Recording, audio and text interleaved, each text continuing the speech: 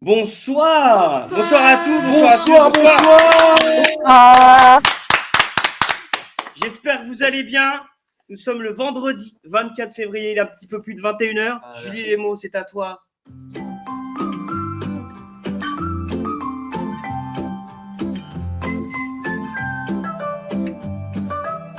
Donc là, je vous ai fait un petit visuel pour la pause lecture, que vous puissiez un petit peu admirer.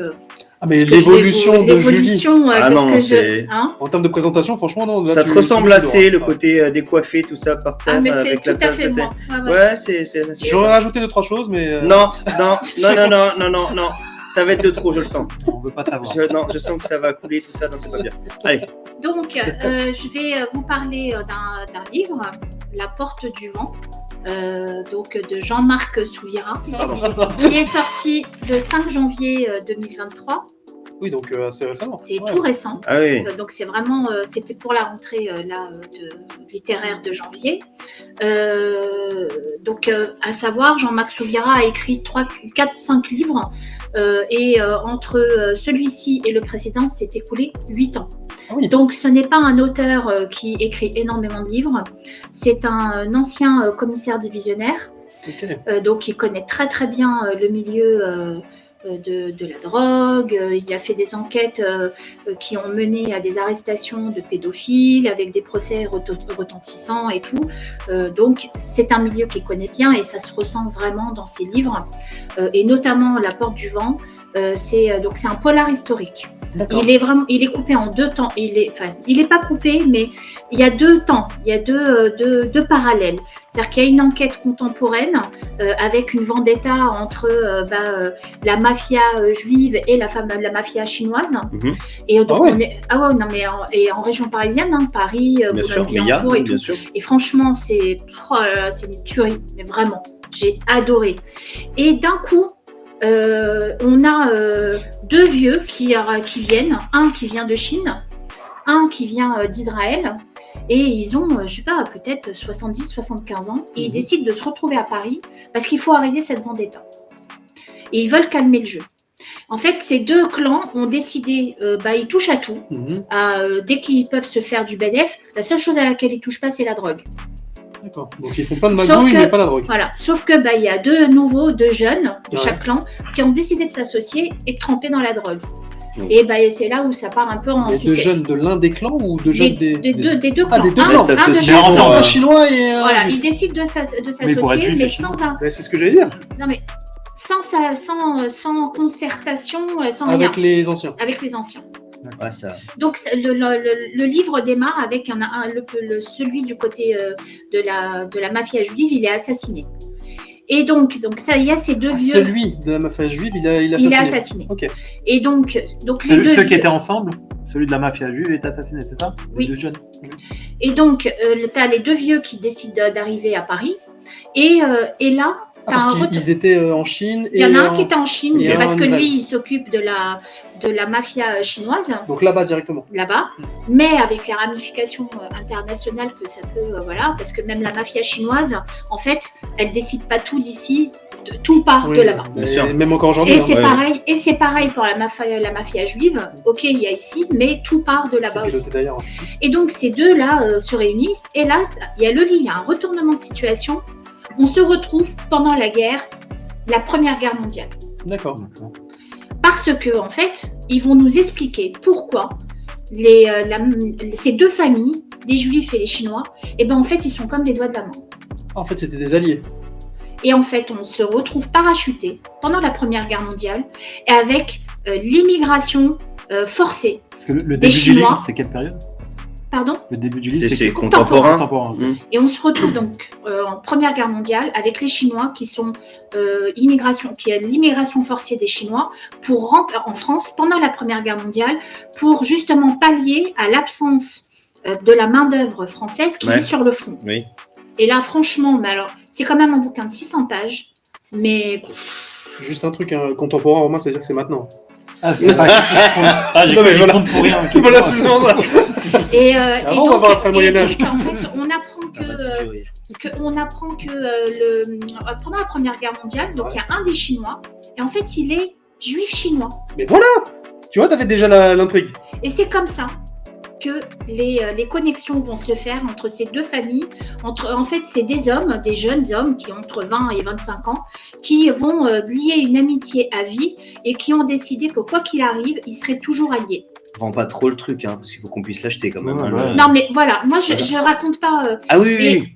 Et donc voilà, si vous voulez en apprendre un peu plus sur l'histoire de la Première Guerre mondiale et sur justement l'immigration chinoise. C'est documenté, oui. Ouais, on parle de l'attentat de Sarajevo. Non, alors Jean-Marc Souviera a fait des enquêtes, est parti en Israël, il est parti en Chine, il a essayé, parce que c'est difficile de trouver encore des informations justement sur cette époque-là. Donc surtout que des informations sur les Chinois. J'avais une petite question, si tu me le permets. Alors, est-ce que quand tu passes d'une époque à une autre, tu sens bien la transition ou pas? Tu sais vraiment où t'es, ou t'es obligé de revenir en arrière? Moi, j'en ai lu des fois où tu avais un espèce de flashback. Et tu dis, ah merde, faut que je me remette dedans, c'est vraiment. Non, c'est pas là, franchement, c'est avec des personnages un peu différents quand tu dois revenir après. Ouais, c'est pas super facile. Oui, non, mais effectivement. Là, si la transition elle est bien faite, ça va. Non, franchement, tu comprends très bien. La temporalité, elle est vraiment bien définie. Tu sais où tu te trouves, tu sais avec qui tu te trouves. Les personnages sont. Franchement, ils sont super. Bref, c'est un excellent polar historique. Allez-y, lisez-le, il est génial. Voilà. Toujours la même question, où est-ce qu'on le trouve? Combien ça coûte? Alors, j'ai pas regardé le prix, mais c'est autour de 21-22 €, j'imagine. Voilà. C'est le prix des romans à peu près. Excusez-moi, je suis désolée. Je suis là aussi pour ça. Tu veux qu'on l'achète? Je suis là aussi pour ça. Tu t'es renseigné? C'est à peu près 22 € le prix d'un roman. Parce que moi, elle a dit que ça faisait 600 pages, peut-être il y a plus. Ben oui, ça coûte plus cher aujourd'hui les livres. Non, pas les romans, c'est à peu près. Ça peut monter à 24 €. En plus, en même temps, on en achète beaucoup, toi, donc. Mais effectivement, alors vous m'excuserez, c'est vrai que je suis désolée, mais comme je l'ai lu en partenariat, voilà. Donc c'est vrai que je ne regarde pas le prix. Ouais. Excusez-moi, la prochaine fois, je vous dirai exactement le montant. Je te rappelle que si tu donnes envie à des gens de lire, c'est pour faire aussi travailler l'industrie et les auteurs. Donc s'ils n'achètent pas... Non, mais bon, c'est entre 20 et 24 € un livre. Chez quel éditeur tu nous as dit? Chez Fleuve. Donc c'est quand même un gage de voilà. Enfin, pour moi, en tout cas, c'est un gage. En même temps, ce qu'on voit à l'écran, c'est quand même, j'imagine, le 4e de couverture ou le truc de pub qu'on donne avec, pour la presse. Et franchement, ce que j'en ai lu là me donne envie, en tous les cas. Alors, si je peux me permettre, les ronds, c'est moi qui les fais. Oui, mais toi, on aime ce que tu fais, non, Julie. On sait que tu as la technique, on sait pourquoi tu y es. On va pas se mentir. Moi, je parlais du petit texte aussi au-dessus. Ah oui, mais après, si vous aimez, bien sûr que j'aime. J'ai lu en dessous. Et c'est là qu'en dessous, je me dis, putain, ça, c'est du Julie du 26 février, ça. Ça, c'est du Julie du 26 février. Mais bien sûr. Non, mais en tout cas, tout donne envie. Non, mais franchement, voilà. Lisez-le si vous avez l'occasion. Écoute, je pense que même quelqu'un qui n'est pas lecteur pourrait facilement le lire. Toi, Romain, par exemple, tu pourrais facilement le lire. Je pense que je le commanderai pour la médiathèque. Franchement, il est génial. Et voilà. Non, en vrai, bien sûr. Ça peut servir. Très bien. Bien sûr. Parce que nous ne sommes pas au sein, effectivement, non, on est sur des seins, si vous voulez, mais c'est pas là, en tout cas. Et il y a un deuxième, c'est ça, Donc après, je vais vous parler, c'est un genre complètement différent, mais ça me tenait à cœur de vous en parler parce que, voilà, on n'en parle pas assez. Et ça tenait à cœur de le présenter aussi. Voilà, de le présenter. C'est une BD documentaire, donc c'est sur le Mediator. Qu'est-ce que le Mediator? Déjà, qu'est-ce qu'une BD documentaire? Pour jouer de la musique. Alors non, ce n'est pas le Mediator. De la guitare. Non, c'est pas le Mediator de la guitare du tout. Ah. Qu'est-ce qu'une BD documentaire? et ben en fait, ça parle. C'est comme un documentaire, sauf que c'est sous forme de roman graphique et de BD, avec des bulles, avec. Et franchement, alors c'est que de la BD ou des fois t'as des vraies infos, non? Des photos ou des vraies. C'est que de la BD dessinée ou des fois t'as des vraies images? Ah non, c'est de la BD. Ça dépend si tu veux dénoncer. C'est pas un livre avec des illustrations, des photos. C'est une vraie BD. Donc il y a un vrai travail d'illustration derrière, il y a un vrai dessinateur. Donc le dessinateur c'est François Duprat. Et en fait, les contributeurs, donc ceux qui ont écrit le texte, c'est Éric Giacometti qui est quand même un excellent auteur de polar et de thriller, et Irène Frachon est c'est la lanceuse d'alerte. Donc Irène Frachon est la lanceuse d'alerte qui a donc alerté sur les effets du Mediator. Le Mediator, c'est, je ne sais pas si vous avez entendu parler du médicament calmant ou je ne sais pas trop quoi, c'est un truc. Est-ce que vous avez entendu parler de l'isoméride? L'isoméride, dans les années 80. L'éphéméride? Oui, avec ma chronique. Voilà. Mais l'isoméride? Non. Donc l'isoméride, c'est un médicament qui a été interdit en France et dans plusieurs pays dans le monde fin des années 90. Ok. D'accord. Parce que en fait, il y a des amphétamines dedans. D'accord. Et à savoir, et ça on l'apprend dans cette BD documentaire, c'est que les amphétamines, elles ont un rôle incroyable. Elles te font maigrir. Mais il y a une dépendance terrible. Ah, j'en ai pas pris moi. Moi non plus. Et quoique, en fait, moi, ma génération, j'ai pris parce que j'étais ado et on m'a fait prendre de l'isoméride. Donc c'est pour ça que ça me tenait à cœur d'en parler. Ah, d'accord. Et donc, en fait, quasiment tous ceux qui ont pris de l'isoméride ont eu des problèmes cardiaques après. Ah oui, d'accord, carrément. Donc il a été interdit. Ok. Sauf que le laboratoire Servier. Donc qui est très connu, derrière il y a ce laboratoire, c'est Biogarant par exemple.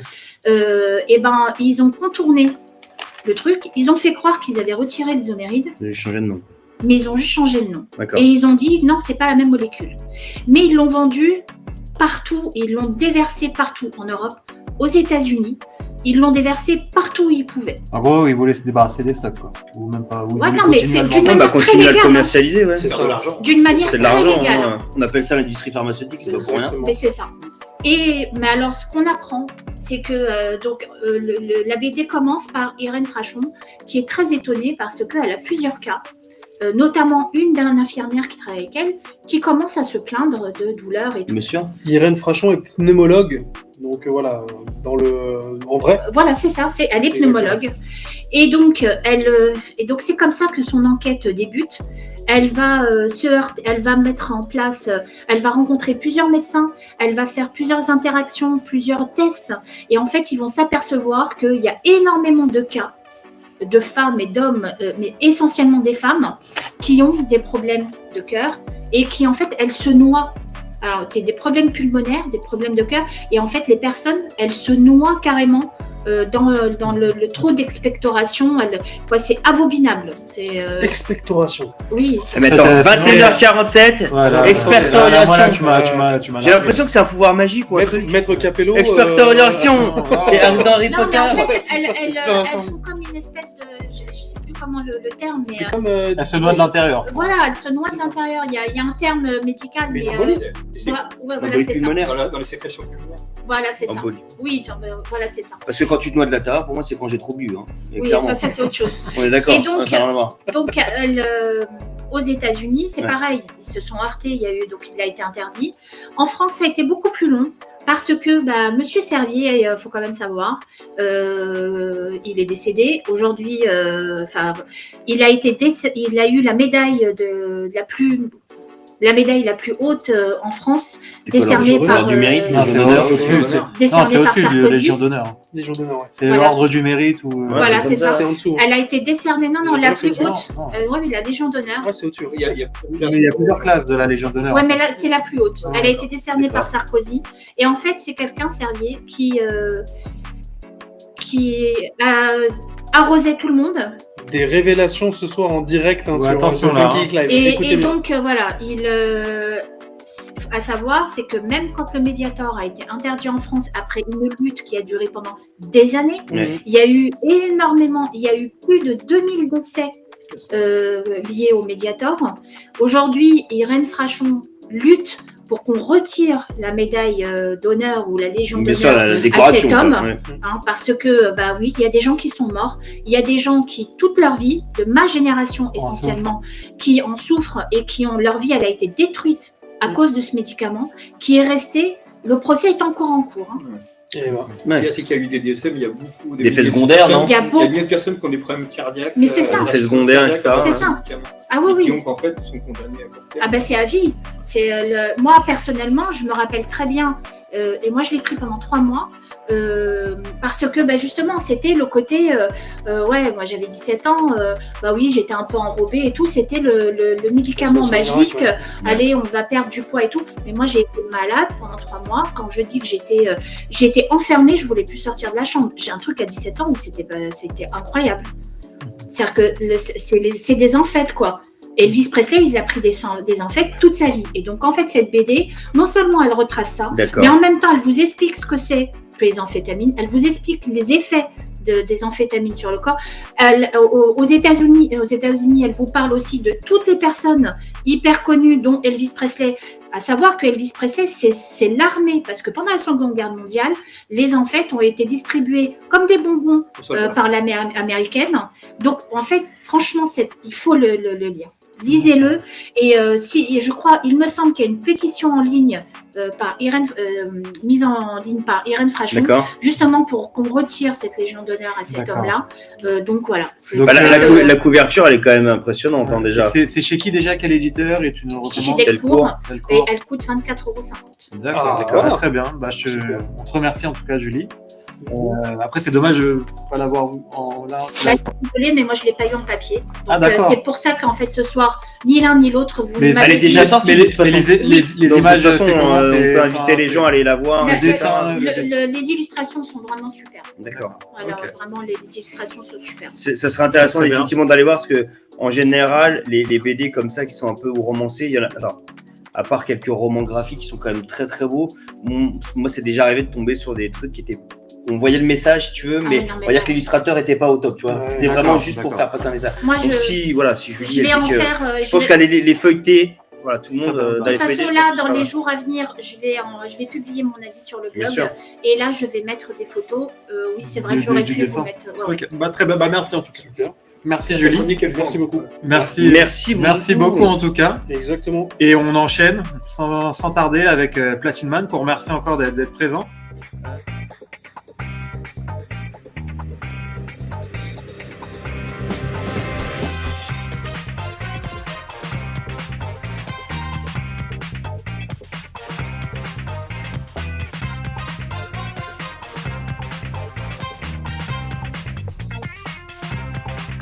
The Funky Geek Club